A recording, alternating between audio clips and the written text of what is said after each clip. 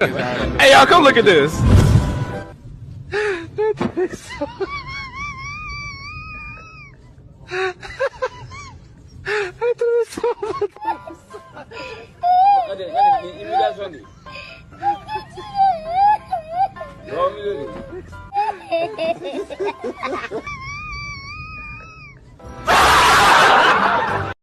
दुनिया भर में गधों की अधिकतम आयु 30 बरस होती है, लेकिन भारत में एक गधा पूरे 54 साल का हो गया है। हाँ, बात तो सही है। तुम्हारे मंदिर में चले जाओ, मुंह देखा हुआ प्रसाद मिलता है। मस्जिद में तो हम गए नहीं, कम कैसे बोलते हैं? झूठी बातें क्यों फैला रहे हो कि मंदिर में भेदभाव होता है? होता है जब अरे कह रहे मंदिर में भेदभाव हो रहा है, क्यों ना करें यार मंदिर की बातें। राम मंदिर चला जा, रोज रोटी मिलेगी, चला जा राम मंदिर में, खाना मिलेगा फ्री। हाँ, राम के लिए मैं बाइस दूं, राम के लिए मैं बाइस दूं।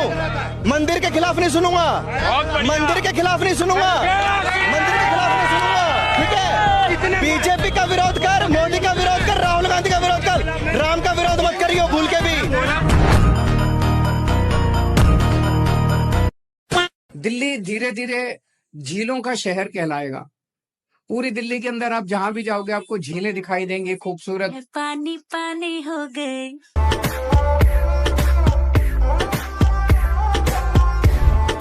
मैं पानी पानी हो गए,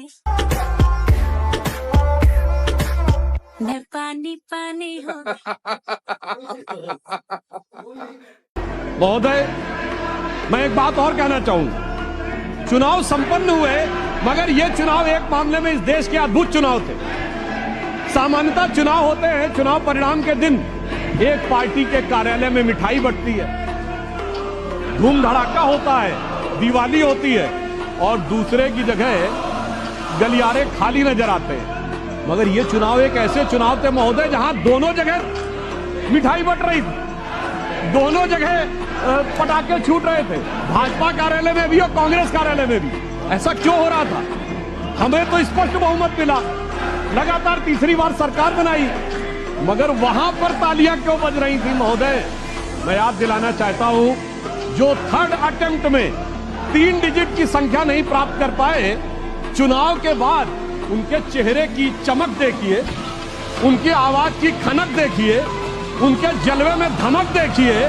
ऐसा लगता है कि जैसे उन्होंने बहुत बड़ी उपलब्धि हासिल कर ली हो। उसका कारण यह है महोदय कि एक बच्चा होता है जो टॉपर होता है, जिसे डिस्टिंक्शन मार्क्स मिलने थे, वो फर्स्ट डिवीजन मार्क्स पाए तो उसके चेहरे पे वो खुशी नहीं होती है, और धड़ाधड़ फेल होने वाला बच्चा ग्रेस मार्क्स पाके अगर थर्ड डिवीजन पास हो जाए तो उसके चेहरे पे बहुत खुशी होती है। थाना बटलर, थाना सॉल्ट, थाना बेरसो, थाना अली, सबकी ले ली विकेट। सर मेरे तो रन ही नहीं आ रहे। अरे कांग्रेस के कौन से आए हैं, फिर भी एटीट्यूड देखूंगा विराट। अरे तुम्हारी ओपनिंग नजर बट्टू का काम कर रही है, ऐसे लगे रहो। रोहित बढ़िया खेल रहे हो, टीम अच्छे संभाल रहे हो, लेकिन ओवर कॉन्फिडेंट नहीं होना है। हाँ सर, जैसे 400 पार का बड़ा है। एनीवेज, ऋषि सुनक की टीम को तुनक तुनक करा के मेरे कलेजे को ठंडक पहुंचा दी। G7 में कैसे चिपक चिपक के मिल रहा था आपसे सर। मैं उन, खैर वो छोड़ो। हाँ भैया राहुल, ये इलेक्शन के एग्जिट पोल और रिजल्ट में जो फर्क आया था, ये वर्ल्ड कप के एग्जिट पोल और रिजल्ट में नहीं आना चाहिए। हम ही जीत रहे हैं एग्जिट पोल में वर्ल्ड कप। हाँ भाई जड्डू, तूने खिलाना है जीत का लड्डू। हाँ सर, कोशिश रहेगी। भाई तुम सारा का सारा जिम्बाब्वे फोकस करो, सारा का सारा। हाँ ठीक है। हाँ भाई बल्लू, सर मेरी टांग ठीक हो जाएगी। अरे नहीं भी होती तो भी हम जीत गए, वेरी गुड। तू आता तो पता नहीं क्या ही कर देते हमारी टीम वाले, है ना। हाँ भाई बुमराह, सर कॉल मी डैडी। हाँ अरे डैडी बनाओ ना अभी। हाँ, जैसे छोटे बच्चे माँ बाप को सोने नहीं देते रात को, ऐसे तू भी नहीं सोने देता सामने वाले बल्लेबाजों को। अरे भाई सूर्या, तुमने तो नीतीश कुमार जी की तरह सरप्राइज एलिमेंट का काम करा है, बहुत बढ़िया। और भैया जैसा अखिलेश यादव ने हमें यूपी में तंग करा, ये कुलदीप यादव ने यूके वाला को तंग किया। भैया क्रिकेट टीम भी पॉलिटिकल टीम की तरह गठबंधन से ही चलती है। नीतीश कुमार जैसा फिरकीबाज हो, नायडू जैसा ऑलराउंडर हो, चिराग पासवान जैसा डूड हो, वेरी गुड। चलो भैया, अब साउथ अफ्रीका से बदला लेना है। जैसा बर्ताव उन्होंने हमारे बापू के साथ किया था, वैसा उनके साथ करो, उठा के फेंको। सोच रहा हूँ भैया फाइनल देखने आ जाऊं, क्या बोलते विराट? सर रहने ही दो। पिछली बार क्या हुआ था पिछली बार रोहित? सर रहने दो, कमेंट में लोग बता देंगे। अच्छा, तो डिप्टी स्पीकर का पोस्ट हमेशा अपोजिशन को जाना चाहिए। तो तेलंगाना में तो नहीं हुआ ऐसा। अगर नहीं हुआ तो नहीं हुआ तो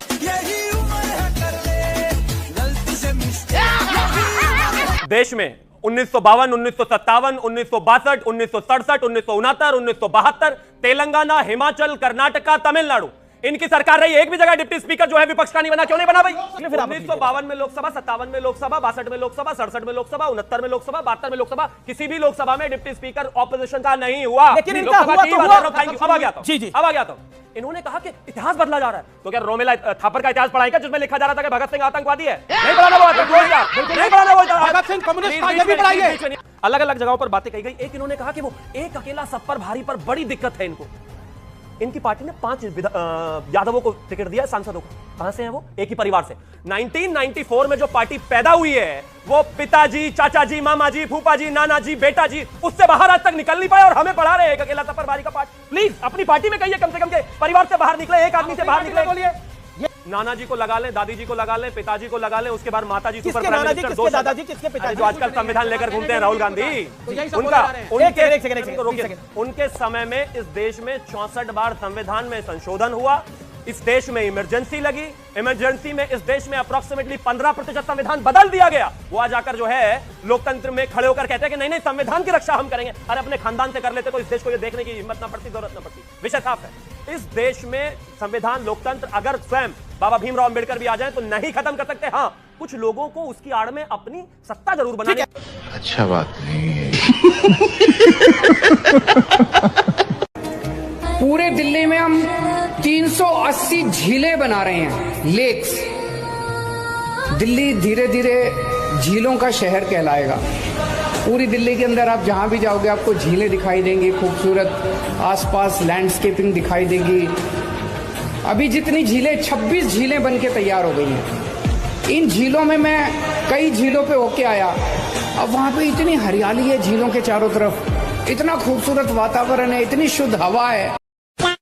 तो दोस्तों, ये बकरी चराने वाली बिहार की बेटी शिवानी कुमारी बिग बॉस में गई है, देश का नाम रोशन कर रही है। आप लोग इसको सपोर्ट कीजिए और बहुत ज्यादा वोट कीजिए। और मैं वोट नहीं करूंगा। क्यों नहीं वोट करेगा?